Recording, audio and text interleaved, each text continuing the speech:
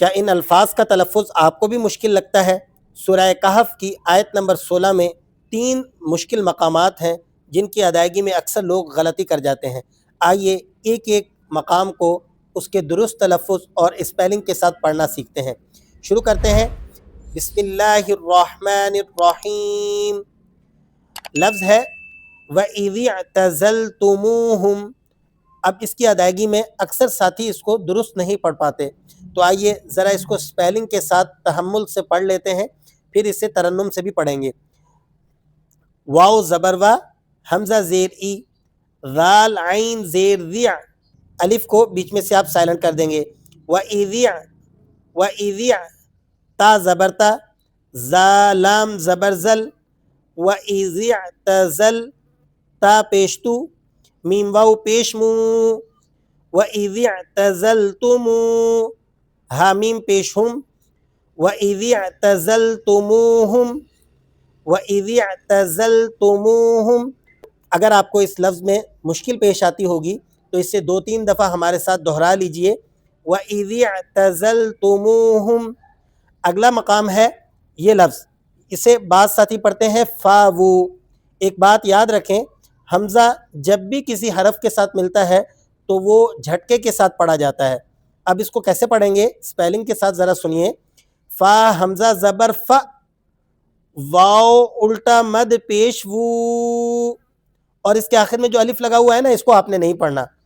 الا اللہ فاوو، الا اللہ فاوو، میرے ساتھ دہرا لیجئے، الا اللہ فاوو۔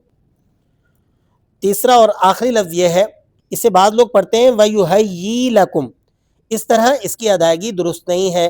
آپ ذرا اس کے اسپیلنگ سنیں، اسے کیسے پڑھا جائے گا۔ واو زبر وا، یا پیش یو، وایو، ہا کو آپ یا سے ملائیں گے اور پھر یا کو دوسری یا سے نہیں بلکہ یا پر لگی ہوئی حمزہ کے ساتھ اس کو جوڑ دیں گے۔ کیسے؟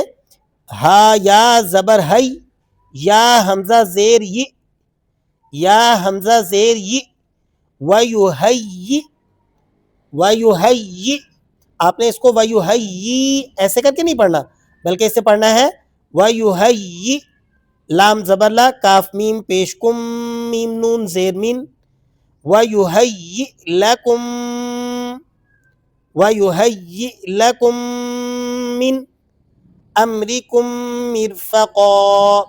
اس رائے ساکنہ کو آپ نے باریک پڑھنا ہے۔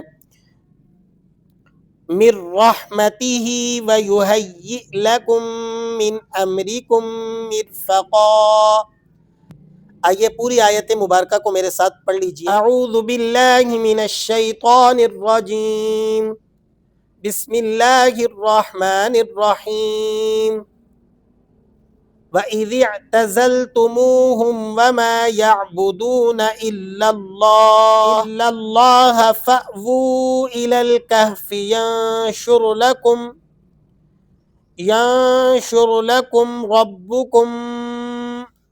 رَبُّكُمْ مِنْ رَحْمَتِهِ وَيُحَيِّئْ لَكُمْ مِنْ أَمْرِكُمْ مِرْفَقًا۔ صدق اللہ العظیم۔